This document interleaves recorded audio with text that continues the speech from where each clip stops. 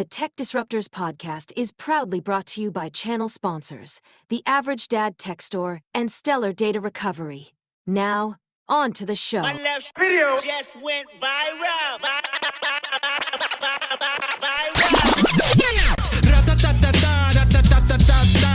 I'ma strike back and take your whole empire. Spontaneous combustion. I'm on fire. I'm on fire. I'm on fire. I'm on fire. I'm on fire. Hello, everybody, and welcome to the Tech Disruptors podcast, episode number 20. 20 episodes. That's crazy. And unfortunately, my last episode for like a month. I myself are heading off. Oh, you're coming back? I will come back. Yes, I know. I made it seem like I was gone forever, and there were tears in the streets. But I will be back in August. But this is my last show. Devin, our regular semi-regular co-host, is going to be joining Jason for the month of August. Oh, sorry, the month of July. I apologize. You may have a couple people jump in there too. Yeah, a few guests, some regular faces that you might see and appreciate. So, so episode number 20. Now, Jason, this week has been a pretty interesting week in tech because there's been a lot of stories about AI. And we've got the Pope talking about AI, Applebee's and IHOP talking about AI, but I want to start Apple's with lack of AI. Apple's lack of AI. But I want to start with a little experiment. So I'm going to show you an ad. Now, I'm not going to tell you at all if this is a real scripted filmed ad or if it's AI. Now, you're probably thinking he's just going to go with the AI option, but I deliberately chose this one because it could go either way. So I'm to decide if it's AI or not. AI or not. That is correct. Okay. So let me just pull it up here. Now, before you pull it up, Austin Evans, big time creator on YouTube. He recently did a video on YouTube where he says the thumbnails are always like kind of like our thumbnail or what your post was on X. I'm going to ruin every YouTube creator's career. And what he did was he made an AI video of himself in his studio. Yeah. And showed it to like MKBHD. And most of these guys were pretty savvy, but it was crazy how real it was. Like, except for he kept doing this like with his hands, which was kind of weird, but yeah. So one of the things about a lot of these AI videos, and I think we've talked about this previously on the show, is there's a couple of giveaways for me. Like for me personally, it's the eyes. Like the eye tracking and the motion doesn't always link up. There's almost a bit of like a ghosting effect. That's a bit hard to explain, but if you look closely, the eyes usually give it away. And the other thing, like you said, is just like natural movement. Yeah, the like, mannerisms. The mannerisms just look robotic and not real. So let's play a game. I'm going to share my screen here. Sorry, let me play. Mac and Me. No, I swear to God, all real. It's all real. Okay. Mac and Me was based on a real story, right? This is true. So I'm going to pull up the ad. Just give me 1 second here. Okay, so this was played during the NBA Finals. Okay, so during the NBA Finals, that's the only context I'm going to give you. So let's just see how intuitive you are. Now, again, I'm going to say that you're probably thinking I'm going to go with AI, but maybe that's the play here to try to fool you into thinking it's AI, but it's actually real. So here is the ad in question. Indiana gonna win, baby! We're in Florida asking people what they put their money on! I'm all in on OKC! Indiana got that dog in them! Will egg prices go up this month? I think we'll hit $20. How many hurricanes do you think we'll have this year? Kalshi! Kalshi lets you legally trade on anything, anywhere in the U.S. OKC! Indy! OKC! Yeah, it's AI.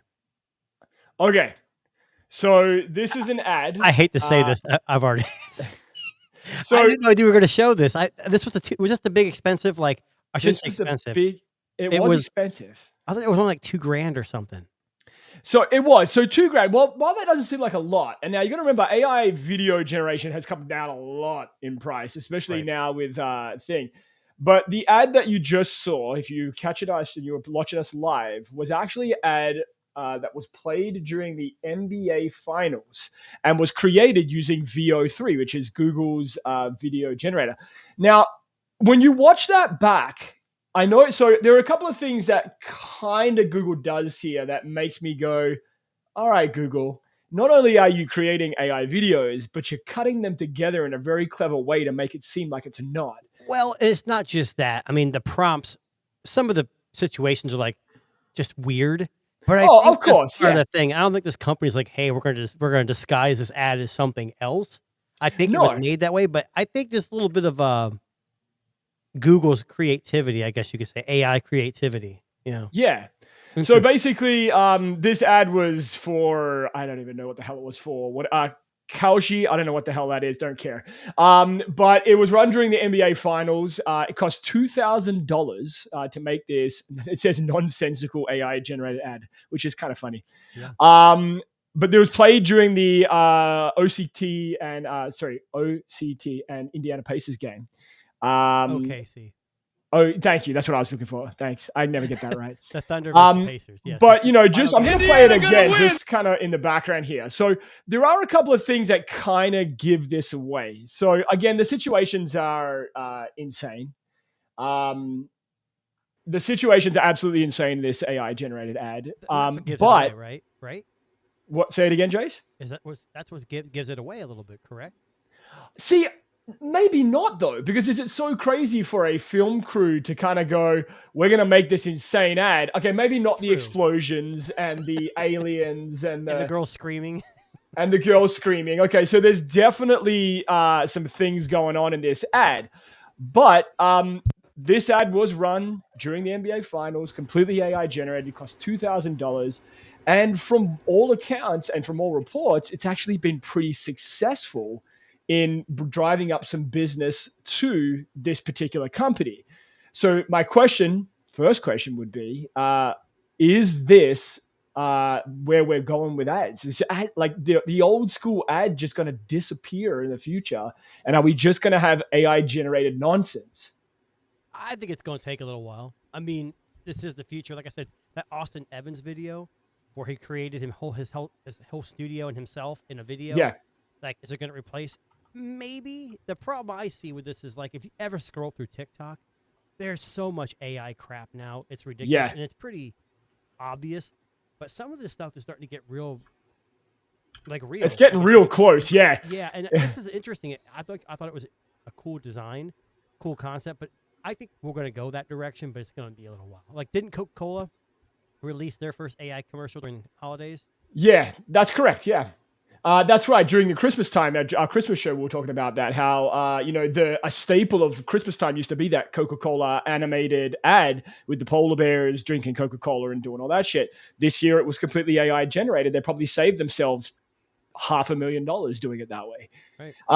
Now, speaking of our favorite AI generated guests, Sam and Joe have joined us from the Nomad Tech Project. They've come to see you off, Darren, since it's your last. They've come to see me off. Yes. Thanks, guys. I'm just gonna, every time when I posted that tweet the other day that I was leaving, I pictured, that the GIF of the guy doing a peace out and then disappearing, slowly. Yeah, I pictured that. Right, that's how I'm gonna end the show. I'm gonna pull a Jason from circa 2020, and I'm just gonna just zip out as soon as the show's done. Sorry, Jason. No, I did that. And then Jason next week's going to pull out Darren 2.0 AI. That's exactly right. I'm being replaced with an AI generated machine, potentially a bot. Google's worked with me one-on-one with this new Veo 3, and we're replacing Darren. It was much cheaper and less of a headache, So. I just want to highlight this comment here from Michael Peppertech. He said, "I heard that Darren's going away, so I guess I'll start watching." Thanks for that, Mike. God, shots fired. Yeah, Darren, you dug yourself in that. I really did. I saw your post. I'm like, oh, whatever. He's just being Darren. And then you got Sam and Joe were like, "What's going on?" I'm like, oh my God, this is people were reaching out to me. It's like, is Darren okay? I should have said, it's like, no, he's in the hospital. Yeah, I'm fine. As I mentioned at the beginning of the show, I am just taking off on a little hiatus to Australia for a month to go see the family and friends. But we do have Devin, and I'm sure Sam and Joe will even pop their heads in during the month of July. But absolutely, I'm going to make this last show the best show ever. Well, my last show for now, anyway. Now, speaking of AI, we're going to keep the AI train rolling. So we've talked about an AI generated ad. So AI tends to be on everybody's lips these days, but who would be the last person who you think would be talking about AI in the world today? I'm going to start with you, Joe. The last person? The absolute last person. When you think of the last person to be discussing AI, who comes to mind? Like, you're in England. I'm thinking like, I don't know, fucking Camilla or like Charles or David something Attenborough. like that. Okay, yeah, okay, fair. Sam, who would be the last possible person you think would be discussing AI? I don't know if it was a person. I was thinking the Amish. That's true. Yeah. Well, I mean, if the Amish people are like in the States are like anything like they are in Canada, they basically pretend like they're Amish, yet you see them walking down the street with a cell phone in their hand. So I don't know. Well, you have Mennonites and you have the Amish. So you have, so a little bit of both. But yeah, like I said, as a person, I don't know. I have no idea. Can we just take a sidestep for a second and talk about how there hasn't been a good Amish movie since that one with Harrison Ford? Was it Kingpin? Witness? Kingpin. No, Witness, Kingpin. right? Yeah. Kingpin. Get Amish in that. Yeah, It's true. This is true. Jason, last person ever that would be talking about AI. Oh man. Well, we're speaking of different. Maybe the Pope. Correct. The Pope has come out and has put down his foot. He's talking about AI. Now, basically, he's come out. Pope Leo is our new Pope, for those of you who don't realize, or you're not Catholic. But Pope Leo's come out and said that the threat of AI to humanity is a key issue that he wants to address in his papacy, I think they're called, his term. I find that kind of crazy. This would be, I would say, the first time in the history of any pope to be addressing, I don't want to say a modern issue because they do address social issues, but maybe a technology-based issue at the beginning of their reign as being pope. Is this going to change people's minds? Is this the right approach? Is this the angle to get people thinking differently about AI? Sam, I'll start with you. Well, I don't know. As a fallen Catholic, as George Collins said, I was Catholic until I hit the age of reason. I think that's what he said. Well, the fact that Pope Leo isn't exactly an old school guy. He's an American, first of all, first American Pope. Also, he's from Chicago, so he's apparently a big White Sox fan, which is kind of funny. And I don't know. I'm glad it has to be addressed because I think. I mean, obviously, with Benedict and then Pope Francis before him, they probably weren't really big technology kind of folks. And again, this is something the Catholic Church really. I mean, generally, most of the cardinals and most of the senior leadership of the Catholic Church are probably 60 plus years old. Absolutely. In some cases, 70 and 80 years old. So it's not completely. Not non-normal for them to not comment on this. I think he realizes that you're going to see probably a lot of this from at least the first 5 years of his papacy, right? Yeah. Is talking about things like technology. Obviously, he's talked about the United States. He's talked about global conflict. He's talked about all that kind of thing. So it does seem to reason that he's probably a younger person who's been around. And as these popes now come into play, right, they're going to have more. Yeah. Technology and the internet and things like that are going to be more involved with them. They're going to have to discuss these kind of things because they are global challenges to be discussed. So I think that is this the right approach? I don't know. There are a lot of people I know who are super Catholic that really follow the papal teachings and kind of the guidance of the church. And there's probably people who are just like, well, I mean, AI is kind of a thing and they may not totally aligned with the Pope's approach here. But you will start to see this, I think, when it comes to the area of tech. I think this is going to be something that popes are going to have to at least address, especially on the major AI implications thing. I think clearly, is he using an iPhone? I don't really know. Probably not. He looks like an Android guy. Who knows? He's probably a OnePlus guy, right? Probably not. But this is, I think, something you're going to maybe start seeing, maybe kind of being a thing where they make comments throughout their tenure about these kinds of issues. I think what's interesting is that they're trying to create this an international treaty. So they're trying to create some kind of like, I guess, understanding universal, I don't want to say rule system or something along those lines, but he's pushing this. He's pushing these, Google, Microsoft, Cisco, all these other companies to kind of go, we need something in place here. I was freaked out when I realized the Pope had an X account. So, this is him coming out and talking about AI right in the beginning. Like, usually they kind of settled in and it's kind of like business as usual for the first year or so.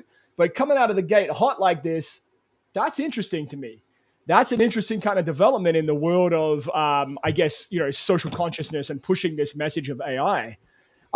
Joe, I know the last time you went into a church, the holy water started boiling. But how do you feel about the Pope commenting on AI here? I mean, it doesn't surprise me, to be honest. Okay. Like, I feel like Sam says, they want to modernize the Catholic community, like, and appeal to the younger crowd, right? Yeah. for better words. So I think it's partly that as well, to like appeal to a younger crowd.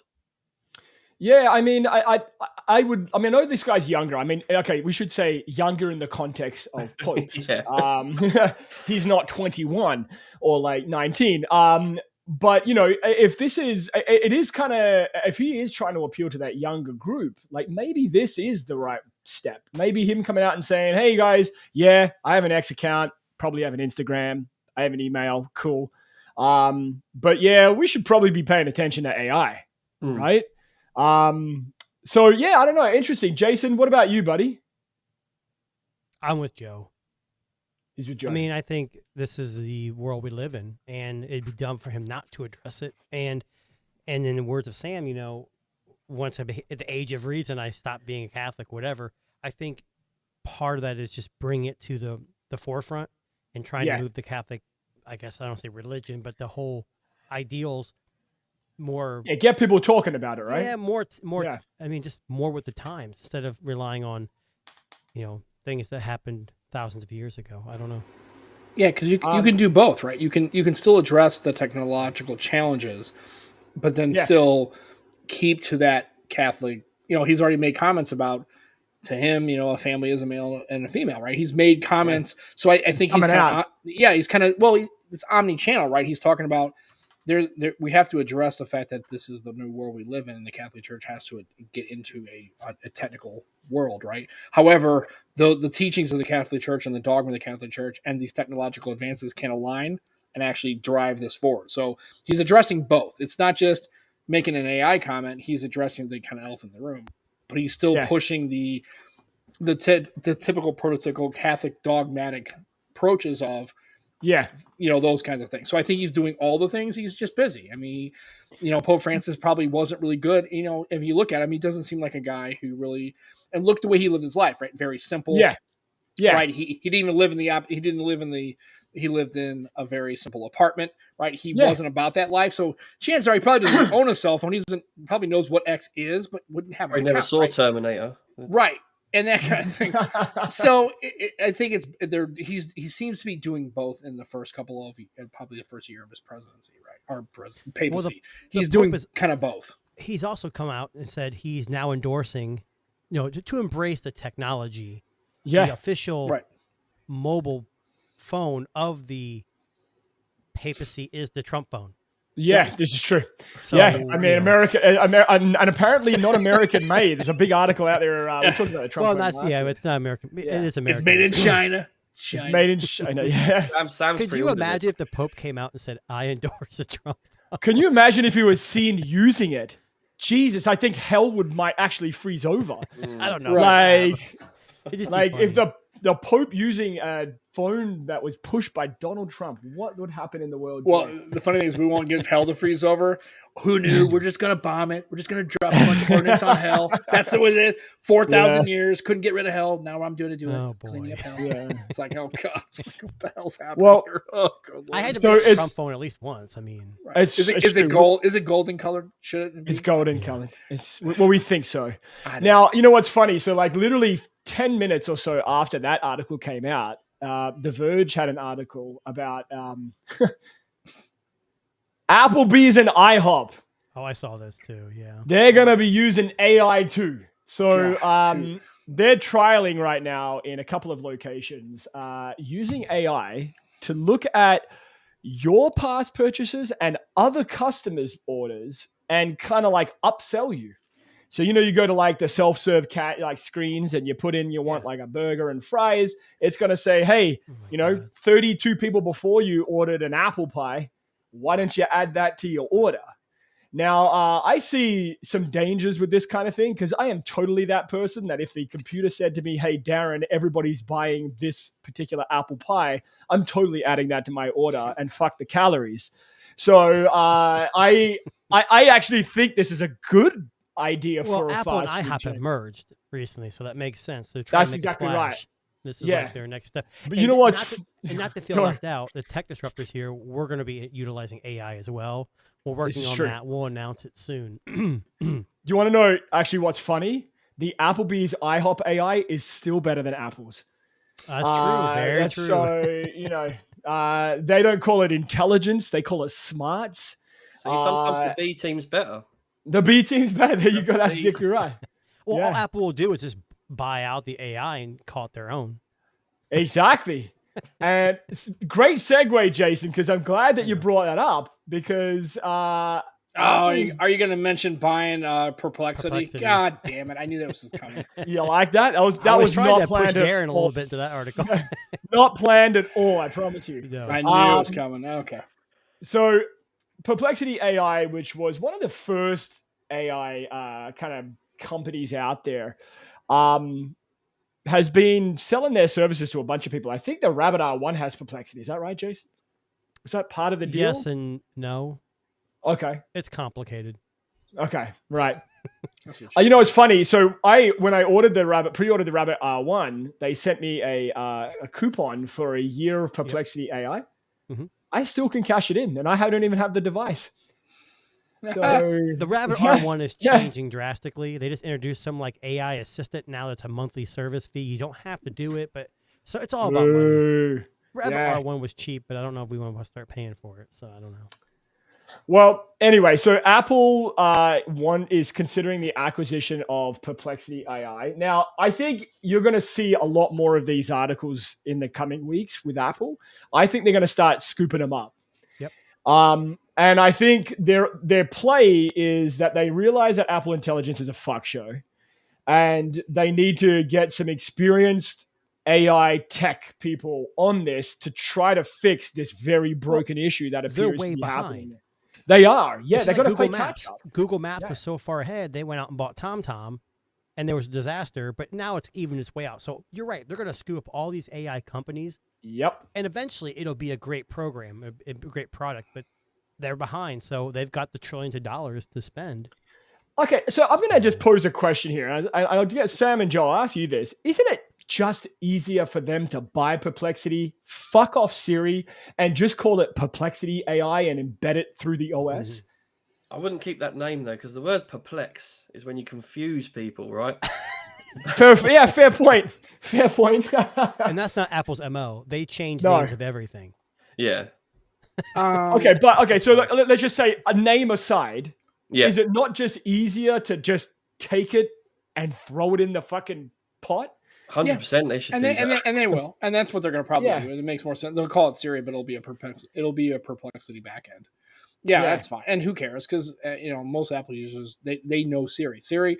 And I guess that's the disadvantage and the advantage of having Apple, right? Is once they make a thing, a name, right, that Yeah. sticks.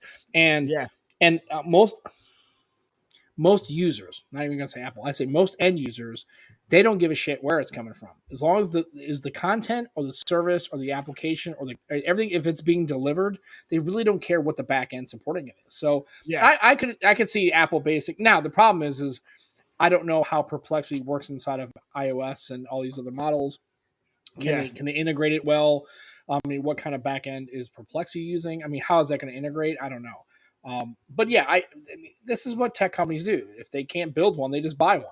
I mean, that's the same thing, because it really, if you're in software development, you have two choices. You have COTS programs, right? Or you build a code base. Yep. You buy a COTS program and you reverse engineer or make it work, and then you build an entire code base. And I will tell you that when it comes to development and time and cost and effort, it's a lot easier to buy a COTS commercial off-the-shelf program or or buy somebody else's stuff and integrate it into yours than it is to stand up your own code base and test it out. Clearly, Apple's tried to do this with its own Siri. Now, and obviously, Microsoft did it with Cortana, right?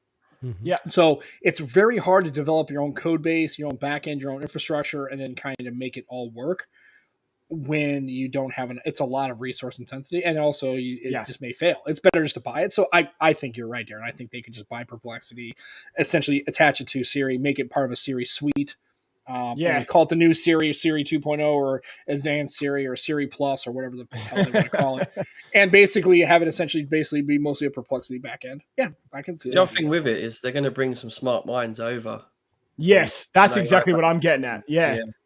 Probably. Yeah, I think that might be the bigger part of this, like that they're bringing over people who actually know what the fuck they're doing, with AI. Yeah, and then they can go, okay, guys, fix this fucking problem. Like, even if they say, you know what, our Siri's broken, we need you to kind of go in there and fix this shit and make it work. That might be the play here, right? Like, that could be it. Now, I also wonder when I saw this, because I know that there was a couple articles that came out. It might have been last week or the week before, and they were saying that Apple was having some issues with ChatGPT. They were saying they were having a bit of a button heads. So, is this Apple's way to say, hey, ChatGPT, OpenAI, whatever, fuck off? We've got someone better that can work with us and be a little bit more ChatGPT is bigger adaptable. too, so it's probably not as easy to just buy them up. Yeah. So Yeah, so I mean, it's an interesting concept. I think we're going to see this a lot in the next 6 months. I think if they do happen to buy Perplexity, we might also have Perplexity, and then maybe they're going to also scoop up. What was that other crazy one we were talking about a couple of weeks ago, Jason?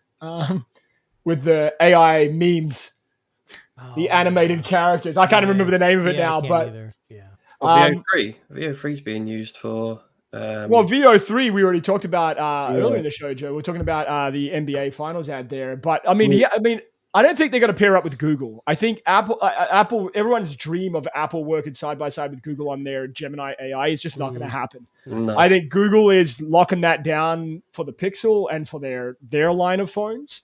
And I think that's you're going to start seeing a little bit of gatekeeping now when it comes to AI, because it is so exclusive to certain devices. I mean, I know there's always talks of all these phone manufacturers pairing up with different ones, but I mean, Apple probably needs it the most right now.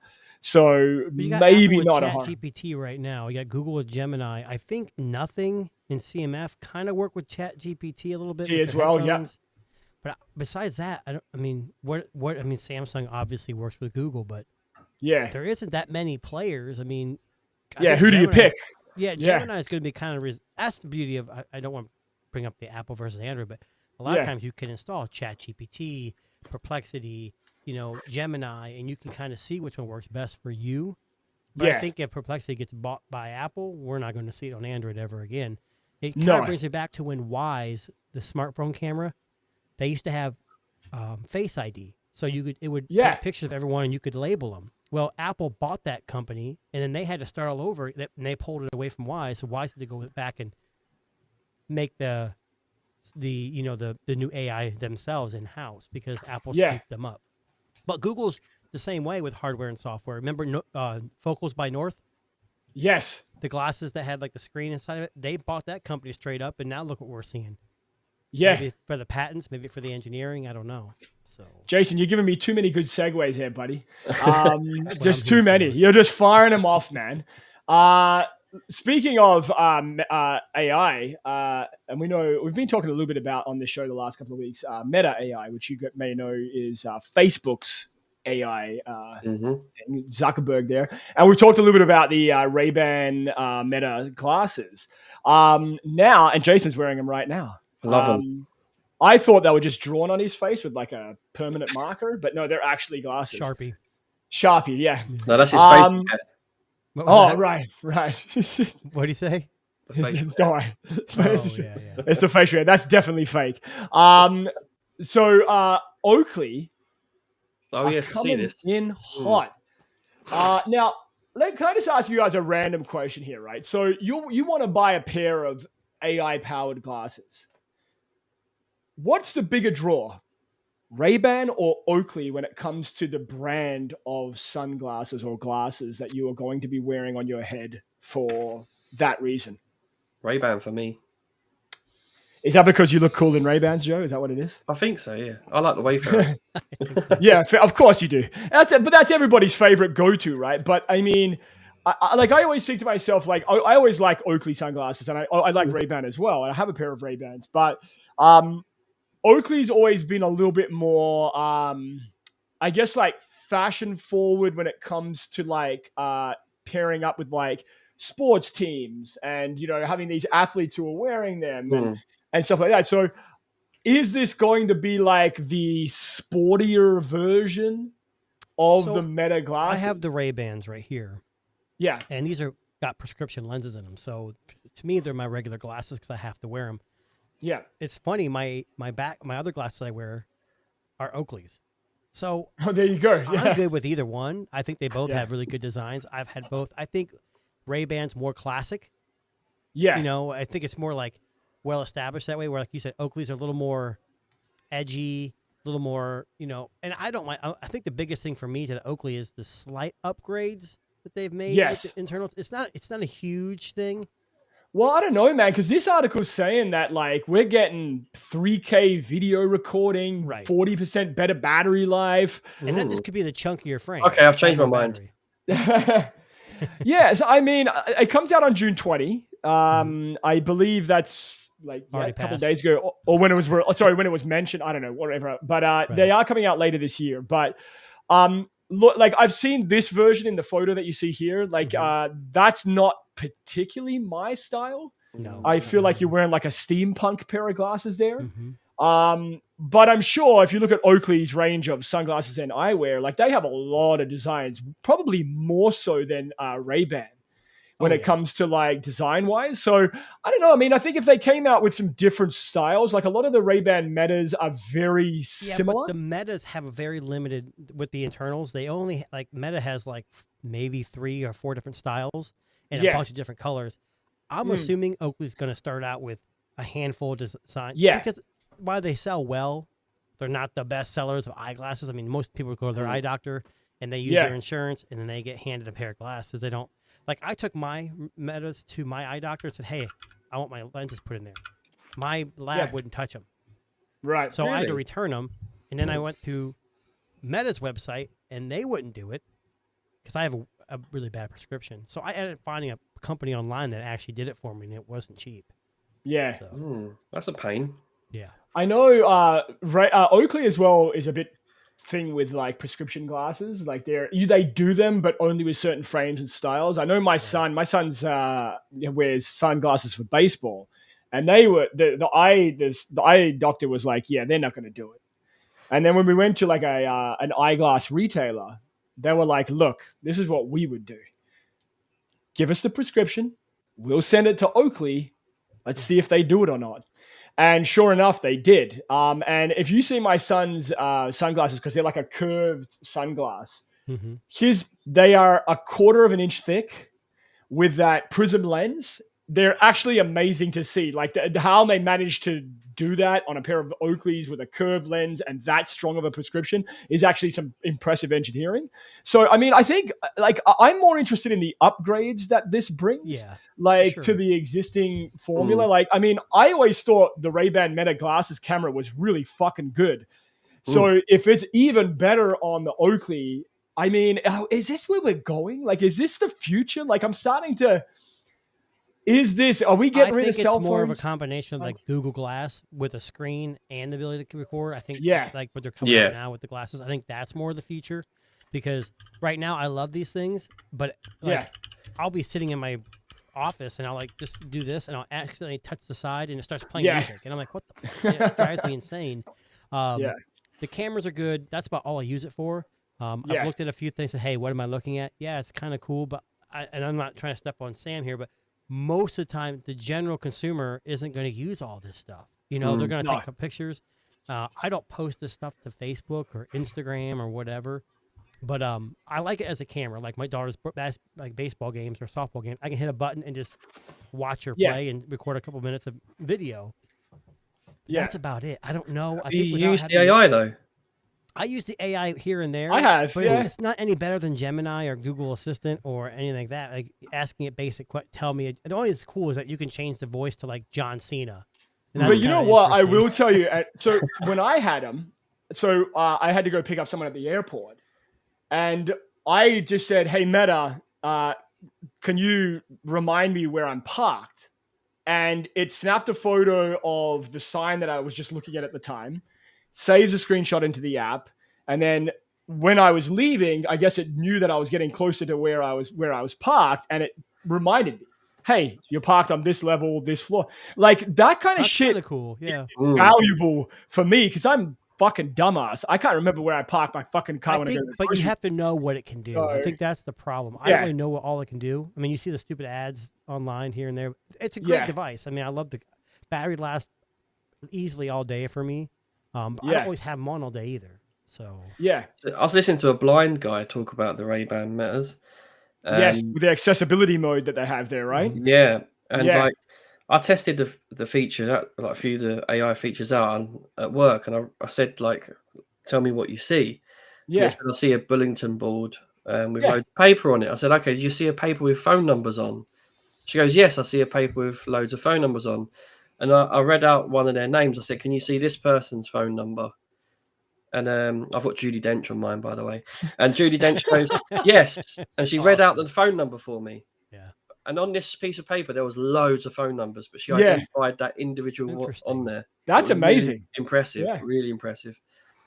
I was surprised by how good the audio was too on the Ray-Ban Metas. Like it's not like high-end earphones. It's not going to be a lot of bass or anything, but it works. Yeah. But you know what? You know what I do, and this is going to sound crazy, and this might be just me being a terrible parent, but like, you know, when I'm watching my son's baseball game and it's boring as fuck, I'll pull out my phone, I'll watch a YouTube video, but I'll have the audio playing through the glasses, and I'll have it really low, so my wife can't hear it. And it looks like I'm just checking my phone, but I'm really kind of watching the video, but also watching the game and listening at the same time. Does your wife watch this podcast at all? Because she knows what you're doing now. So shit. No, delete. I'll edit that in post. Don't worry. There you go. But Oakley. I mean, I think it might be a good thing. I could see people being interested in some new designs for the Meta glasses. I know just last week they were having a fire sale on Ray-Ban. Meta glasses. Because they got the next generation, I think, coming out soon too. So Meta hit a home run, and they're not going to stop. You know, if it's not broken, no, they're going. Add more features, see what happens. I think Meta and Google will be interesting to see with the glasses, with the screens in them and stuff. Unfortunately, with my prescription, I'll probably never be able to use them, but I'd like to see them and try. So speaking of, what did I have queued up here? Oh, sorry, yeah. Speaking of cameras. So I don't know if you guys, this was something that came out, I think just yesterday. So we all know that iPhones have the best cameras in the world, better than any other camera. They just work, mate. They just work. They just work. But Adobe is launching a computational photography app. So this will be in place of your regular iPhone camera app, and it will use, a lot like Google does, computational photography to improve the quality of your photographs. Why haven't we done this before? I'm sure it's been done before. But why, what is taking so long for an app developer to create something like that? You can't replace the camera app on iPhone. I'm pretty sure you can't replace it, but you can use it as a supplementary one, right? Right. Yeah. I mean, I know there's a lot of camera apps that are out there, and some of them are pretty good for Apple. Like they allow you to access some of the raw data and and turn things off. And well, a lot of people in the Android world download Gcam. Gcam, yeah, of course, it's the same thing, right? They need Gcam for iPhone, but you can't install it. So I wonder if this might be a decent idea for an iPhone user. It's like somebody who's coming from a Pixel switches over to iPhone and goes, oh man, I don't really like the photos here. I wish I had something that was a bit more like a Pixel or a bit more like my Vivo or a bit more like a whatever. Maybe this is a good idea. Like, a computational photography app that uses, AI to improve your photographs. I'm okay with that. Sam, is this going to... Do Apple users really care? Don't they think it's the best anyways? Why would they want to change? Yeah. I don't think it matters to them. But I mean, it is Mark Lavoie. So he worked at Google, right? So I don't know. Like, I mean, it might... For me, though, right? Anyone taking photography serious uses Apple Pro Raw, right? They don't use computation. They want to get rid of the computational stuff. Yeah. And, I think more everyday user, right? Yeah. For the everyday user, this is fantastic. Exactly. Yeah. I mean, will it be as good as, Google or any of these other phones? Probably not. I mean, it is Adobe. Adobe's got money behind them. They could knock it out of the park. Yeah. I mean, basically what they say here in this article is that instead of capturing a single photo, Indigo, which is the name of the app, captures a burst of photos, combines them together to produce a high-quality photo with lower noise and higher dynamic range. So basically, and they're also giving us a bunch of manual controls like focus, shutter speed, ISO, white balance. So basically, they've done this before. Other apps have done this Apple, before. I can almost guarantee that Apple and Google, I know Google does, they already do something like that. When you snap a photo, it takes but I photos think and kind of blends them together to get the best of the best. I'll be honest with you. I was never a fan of the color science of iPhone photos. I always thought they were too warm. Yeah. Like if they can fix that, like that would be pretty good. Like I would buy an iPhone for that reason. But I mean, again, Adobe is a name brand. Like this isn't some Joe Blow in China making an app. This is a company that's been around for a very long time that have been doing, photo editing and photo mastery. So you're saying years. Joe down there couldn't make an app? I mean, he could. I mean, I heard he's making a competitor to Tinder. That's what I heard. Nice. Yeah. Coming out in 2032. Yeah, they're 2032. That's exactly right. Yeah. It just has Joe's face. I'd love the icon just to be Joe's face. I'm the only guy on it. Yeah. I mean, Jason was a backer for the app Grindr. I don't know if you knew that. Right. He was an initial investor. But anyway, speaking of which, let's just change the entire subject for a second here. Yes. Thank you. Nothing. Headphones have leaked. So this came out early in the week. Nothing is a phone brand that has gathered up a lot of attention in the last couple of years, making these fancy, transparent, glyph interfaced phones that have some smooth software. But they're releasing their first pair of headphones. They've had earphones for a number of years now, but headphones coming out. Can I just get your first initial impressions of this? Because I had some thoughts when I saw the tweet earlier this week. I'll start with you, Sam. Yay or nay? Those are fugly, dude. Yeah, thank you. I'm fucking glad someone agreed with me. I'm sorry. I mean, we were talking about it on our show too. I mean, they may sound great and everything else, but I'm sorry. Those things look ridiculous. And I don't like. There's two things I don't like. I don't like square headphones. And those are square. Don't give me this shit. Well, the top is circular. No. The base of that is square. And it looks like a toaster. That's silly. And and also too, watch faces for a smartwatch should be round. I don't like squares. I just don't. I think it's a tacky look. He also hates nerds, in case you're wondering. Yeah, no, I love nerds.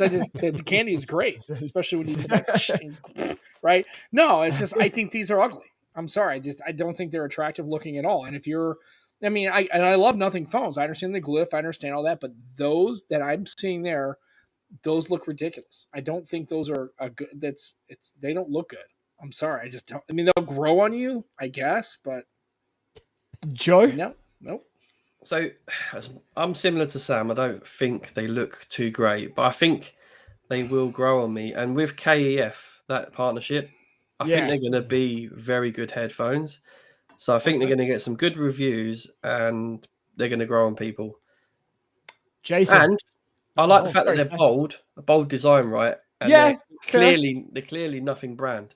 It's clear as day. I like that they've kept the same design language. That I do like. I won't talk about the Nothing Phone 3 because I think that thing's fucking fugly. That shit's the ugliest phone I've ever seen in my life. I'll get back to that in a second. But Jason, headphones, what are your thoughts? I mean, we know who made them. I don't think they're ugly. I'm not off-putting by that. I don't like the black. I think the white is better. I'm a huge fan of KEF, so I'm hoping that works. But while I'm on this, we all know who Sennheiser is, right? They make headphones. Oh, I know. Yeah, I was just about to pull it up. Yeah. Yeah. So they made a comment. The only way we make a design like this is if we were bought out again and had the best salesperson ever. But some of the Sennheiser designs are ugly too. They're not. Sennheiser's been sold and bought. So who knows even makes them anymore? But the fact that they recognize that they've been bought out before. Yeah. Either way, Nothing is doing something. That's kind of. Well, they're doing something. They're doing something. I mean, yeah. Again, if you're asking me, again, that's two different questions here, and I hate, no offense, but I hate when people conflate the two. That's not the same question. I don't care how they sound. You're asking me, looking at them on anything, are they ugly? Yeah. Are they unattractive? I think they look ridiculous. I think they look silly. For a headphones, I'll be honest. I know you guys. I don't think they're the worst. They're not. To me, they're not the ugliest headphones in the world. I like it because they're taking a step away. Like, let's be a little. They're being different. But okay, it's going to put people off. Obviously, 100%. Like their phones. Yeah. Even when the Glyph first came out, people were like, "What the hell is that? It's stupid." And to this day, I don't really know what the Glyph is really used for, but it's different. You know, it stands out. I think that's the only thing that this really has going for it, that it stands out. But the big issue is, what is it going to cost? Oh, it's going to be available everywhere. If it's $300, I don't know. That's going to be. They're going to be $399. I'm going to call it right now. Canada, it's going to be $1,000. We already know. No, $399 US, $8,000 Canadian, guaranteed. But they're going to be $399. I have absolutely no doubt in my mind. That's why you're going away so you can get them cheaper somewhere else. Is that right? That's right. I'm going to Australia so I can just scoop them up at Australian prices, which are a bit better than US prices. Yeah. Right. Now, just on a separate side note here, this is not the exact image I was looking for, but this is the I guess suspected. There's no Glyph in the 3. Yeah, there's no. There is in the top right hand. Yeah, that's what I'm looking for. This one here. Thank you. Hang on. There we go.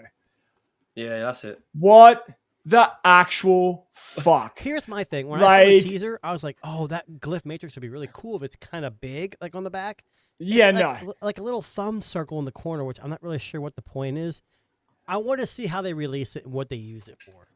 What's that gonna do? Are you gonna put a fucking GIF in there? Like, what is that gonna show you? You know, a lot of people, they set their phones down the screen. I think that's blasphemy. I never do that. But people who do use the Glyph for notifications, this might be a little more specific. Instead of just saying, "Hey, this light combination knows it's an Instagram post," but with the Glyph, it'll actually be more specific. Like, "Hey, you got a Twitter." I don't know. Maybe it's the actual logo of the app. I don't know. Like that's true. Again, oh my god! Yeah, imagine that. It's just for a logo. Yeah, if you do things like a timer, it'll probably do the time, wouldn't it? And stuff like that. Yeah, I mean, I it's fine doing something that's different, and I get all that, and you want to differentiate. I understand that, but I just to do it just because it's different. It's just like it's that. Yeah, like this is the photo I'm referring to. That looks fake. But no, that's a prototype. I see an essential gem in the background too. The gem phone. Yeah, I can see that too. Yeah, like I said, I don't know. I just, it's just one of those things where it's okay to be different, but and I understand these are polarizing decisions. You have to make design choices, and I get it. And they seem to lean into the industrial, and they seem to lean in, but some of them get into the industrial, but they get a little they're just not aesthetically pleasing, Yeah. And again, the Apple headphones are squares, which I think is a blasphemy. I don't like square headphones, but at least it's got the aesthetics. It looks sleek. Yeah.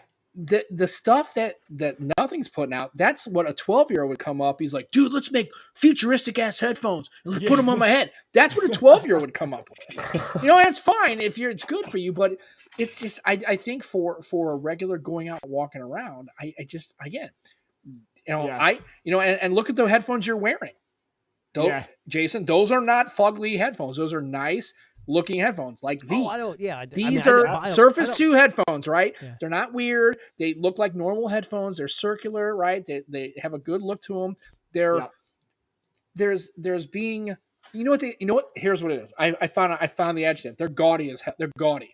Gaudy, yeah. They are gaudy as shit. That is. I don't wear over the ear headphones very often. I really don't. But when I do, I buy them. I mean, I have the Dyson headphones. Those things were fugly. Those are amazing. But those didn't sound good either. Well, they didn't sound bad. I'm more focused. I wear them in my house. I don't walk my dog with big ass headphones on, especially when we have 110 degrees here right now. Yeah.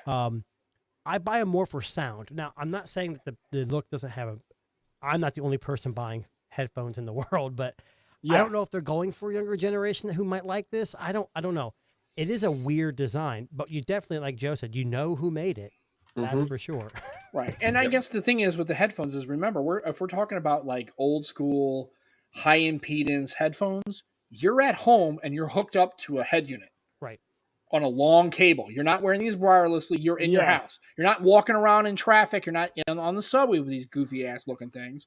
You're in your house listening to lossless audio or a LP, right? You have those really kick ass cool, right? You're home. These aren't for the house. Nobody's expecting you to sit around your house and wear over-the-ear earbuds. And also, my big thing is not so much sound. When you're wearing these, especially like I do all day, as you can tell, the one cup is so worn out. But to me, over-the-ear headphones, sound is really important, but comfort is just as important. Absolutely. They have to be comfortable in the ears because you might be listening to them for long sessions at a time, half an hour, 2 hours. Listening to an album, right? LP is 45 to 90 minutes. You want to listen to it uninterrupted. If they're not comfortable in your head, you're going to want to take them off. These aren't over-the-ear headphones are for home use usually. They're not for convenience, and that's why you have the sound profile you have. These things on a subway, I'm sorry. If I saw somebody wearing these, I'd laugh. I just go.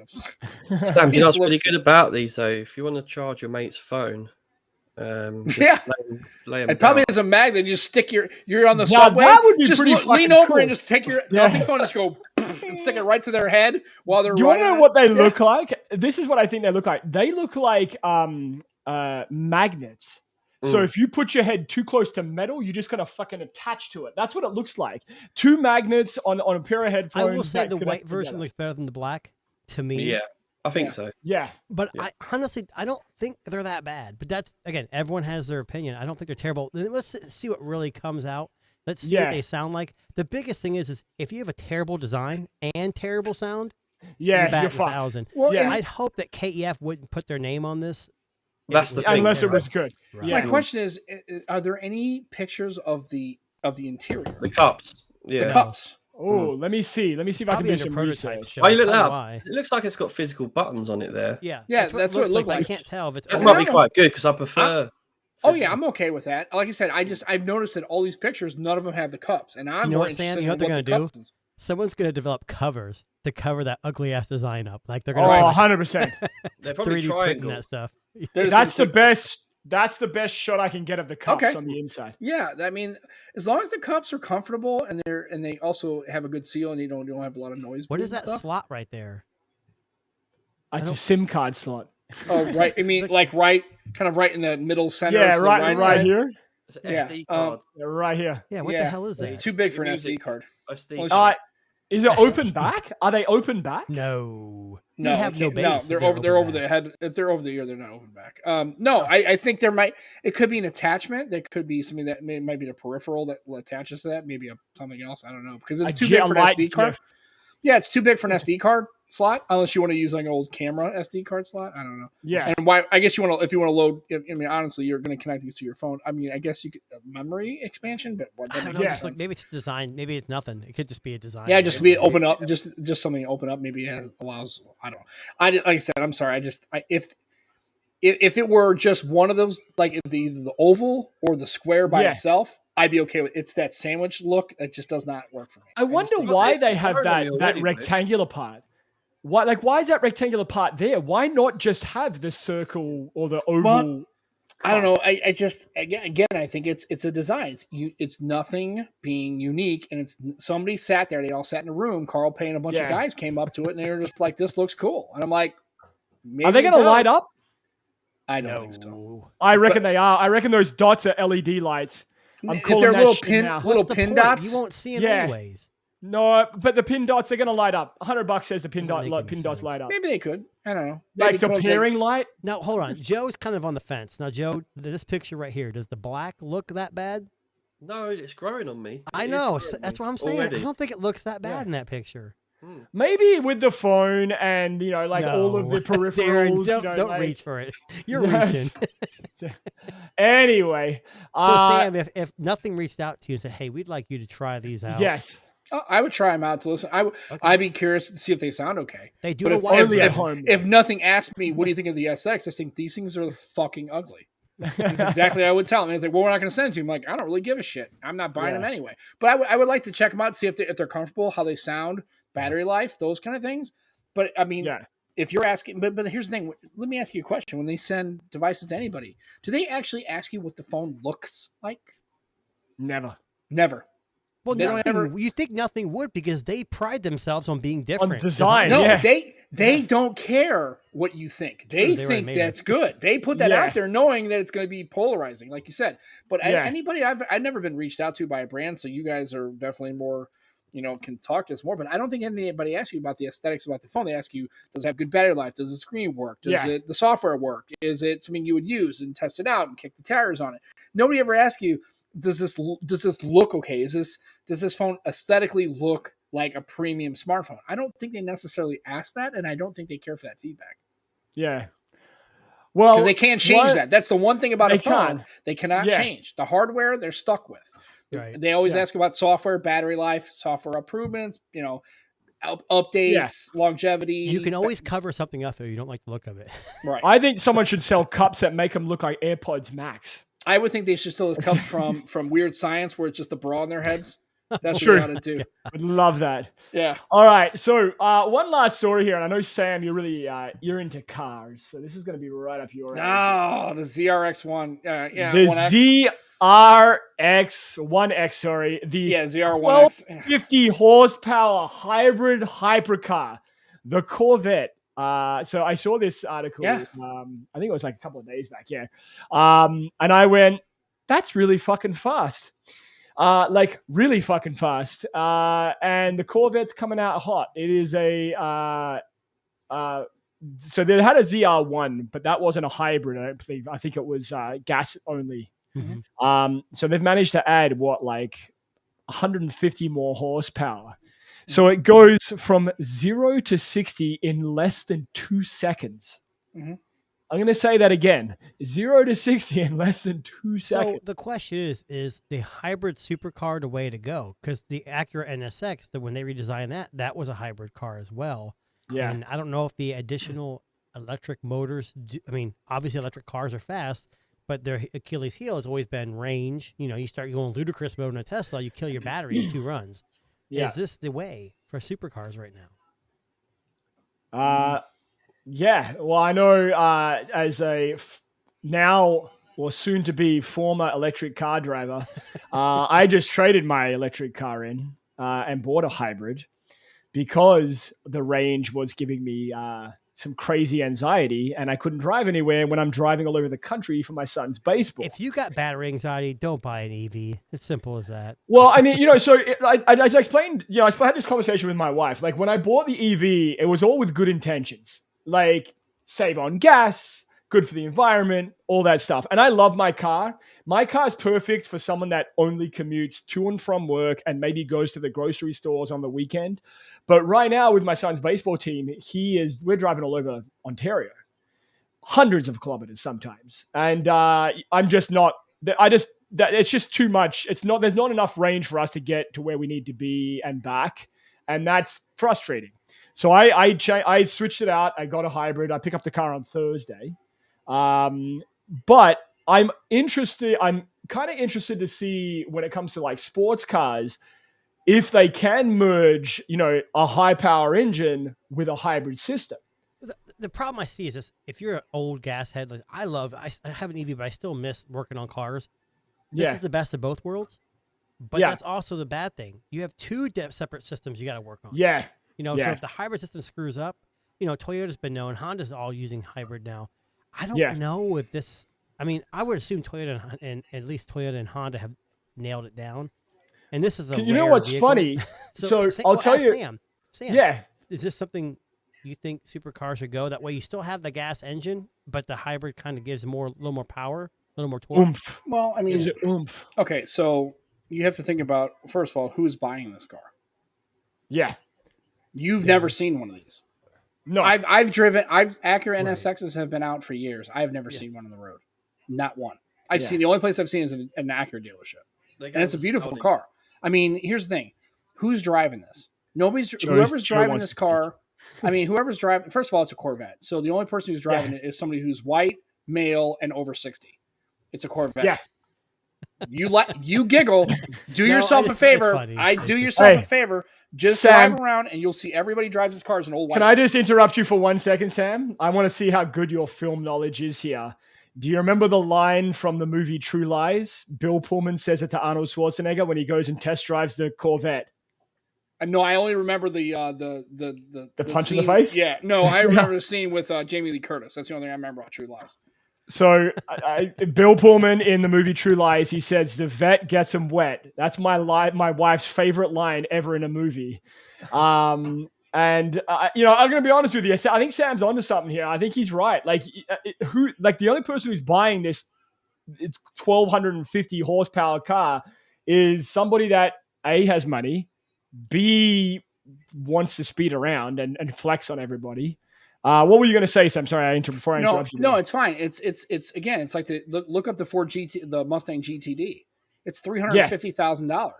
It would probably track out just like this. It won did the Nürburgring in less than 7 minutes. Okay, so it's in this class of car. This is the Koenigsegg. This is the McLaren. This is the Corvette. And what Corvette's trying to do is get into a segment of cars that doesn't normally belong. Same thing with the Ford Mustang. The GTD is getting into the hypercar. These are hypercars. Nobody drives these.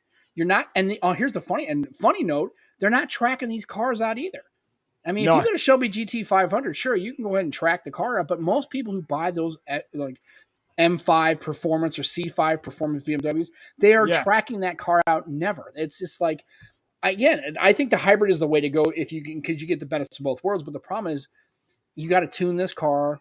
Right. You got to unlock all that stuff. And if you have a full gas car, you can put in all sorts of different stuff, right? Cams and lifters, and you can change the camshaft. You can change the stroke. You can do all that. What's really driving this car? There's no way that car is getting that kind of performance off the line completely gas operated. It's clearly using the electric system. Right. So how are you going to tune this thing? Like, do you really need to tune it? So, make it 1,500 horsepower, so you get like 1.5 second. I'm looking at the Acura NSX, which is a very similar system. It only has 600 horsepower, but it's a hybrid system, and it does 0 to 60 in 3.1 seconds. Yeah. So obviously, it's probably a hell of a lot lighter because it's probably a smaller car. But you're right. Who the hell's buying this? The NSX is I don't know how much this car even costs. The one who wants to get them wet. Well, the NSX. I think retail the NSX is like 185. Right. So, and I know the GTD Ford was selling them and they were like $350,000 after it was all said and done. I bought this is probably going to be in, that thing's going to probably be in that neighborhood. Right. If I'm going for a hypercar, I'm going full electric. I'm going to go with like the Rimac Navara or something like that. I'm going to go completely insane and get a car like that. Again, this is a great discussion. Yeah. But I mean, who's really buying this car? Well, I'm just saying, if the next Mustang not just like the GT, they put out a GT with a V6 hybrid vehicle that has 550 horsepower, goes 0 to 60 in 3.5-4 seconds. Is that the way supercars should? I mean, muscle cars should be too. We all saw the Charger dying, the EV. Because it went full EV, and then they tried. something Then is they tried two things that gearheads don't want: is a car that doesn't have any exhaust profile and doesn't have a gearbox. Okay, let's put a shifter in an electric vehicle. It's like, just no, don't do that. Right. If you want, I think Mustang will go eventually hybrid. They can do all that, but it will be a commercially available vehicle. Sure, but you're going to have people like me who just give me a manual transmission, give me a V8 Coyote or a V8, whatever engine, and that's what I want. I don't need a hybrid vehicle. If I'm going to get a hybrid vehicle, I'll buy a Prius. To try an EcoBoost. He's like, the V6 EcoBoost F-150 is dumb. I've got the V8 Coyote. That's all. Well, I have an EcoBoost because it was cheaper and it's a manual, and also too is I have to drive. It's a daily driver for me. I'm not tracking that car out, but I'd like to have a V8 at some point. A Coyote V8. But I mean, it's a Corvette, and it's like, and then they got the Stingray, you've got the E-Ray. I know Jay Will's got an E-Ray, and that's a beautiful car, and it's fast as hell, and it's a hybrid system, and I get all that. But, I mean, who's really driving this back and forth to work every day? Well, they're not doing that. I mean, we actually have an expert on cars, Joe. I know he's been dying to say something here. So, Joe, will you be spending your $250,000 US on this Corvette? Well, no, Corvette are sending one over, aren't they? So. Oh, right. There we go. Right. They're like the Nomad Tech Project. Oh, we're I know. 3 of them over there. Yeah. We'll try them all. Corvette, if you're listening. I'm such an expert. They want me to talk about. There's two things the UK does not do: American muscle cars and air conditioning. Yeah. Yes. You're doing cars. I told you so. And cars and at the mall. But in their houses, that's a no deal. That's a no, dog. I don't understand that. Joe, they don't need air conditioning in England. This doesn't get hot. We have ice poles. I have ice poles in the fridge. Yeah, that's exactly right. That's You have what? Ice poles. What's an ice pole? Ice like a popsicle? Popsicle. I'm like, what the hell's an ice pole? I knew what Joe was talking about. I knew what Joe was talking about. I had no idea, and I was like, where is this going? I'm not the only one. Joe, I completely understood what you were saying there, buddy, as an Australian. Dude, I'm thinking of a stripper stripping on a new kind of pole called the ice pole. I'm like, what the hell are we doing here? Calm down. That's a different episode. Yeah, different episode. I thought they would call like icicles. I thought maybe they would call ice poles. That's interesting. Yeah. I mean, that's look, Darren, do you have your AC kicking and going right now? Yeah, it's been going since about 6 a.m. and it hasn't what's fucking the stopped. temperature like where you're at? Fuck the environment. Right now it's 97. Okay, so you're in the heat wave as well. I'm in the. I told you there's no heat waves. They have a new thing now. It's the heat dome. That's what we have now. It's a heat dome. Right. I looked it up on why do we keep inventing names for shit? Just call it the heat. It's a heat wave, right? It's hot as hell. It's the summer, right? Yeah. The 30 states are in the heat dome. There's the heat dome. I'm like, what? According to my heat dome? Me and Darren talked about this earlier. I have a Tempest weather station on top of my house, and it's 91.8 degrees Fahrenheit, but it feels like with the humidity 108 degrees. Yeah, I love it's hot here. I think when they said this in the wintertime too, when they have a wind chill. It's 4 degrees, but the wind chill makes it feel like -7. It's like then it's -7. If it feels like that to you, it's cold. In the UK, you don't get that hot of weather. No, it's 10 o'clock now, right? And it's 18 degrees Celsius, which is around 64. Oh, that's beautiful. I wish it was 64 right here. It ain't beautiful without aircon. Yeah, he doesn't need aircon. That's what I'm saying. Mean, what's the humidity like? Is it really humid in the UK? I would assume it is humid there, right? No, they have ice poles. My pants are right now. Very humid. His pants. He has ice poles. You don't have to worry about heat.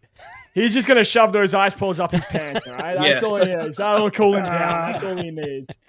Yeah. Wow. What a way to wrap the show. Well, on that note, episode number 20 of the Tech Disruptors podcast is going to end with a ice pole reference. But on that note, thank you very much, Joe, Sam, Jason, for joining us here today on the Tech Disruptors podcast.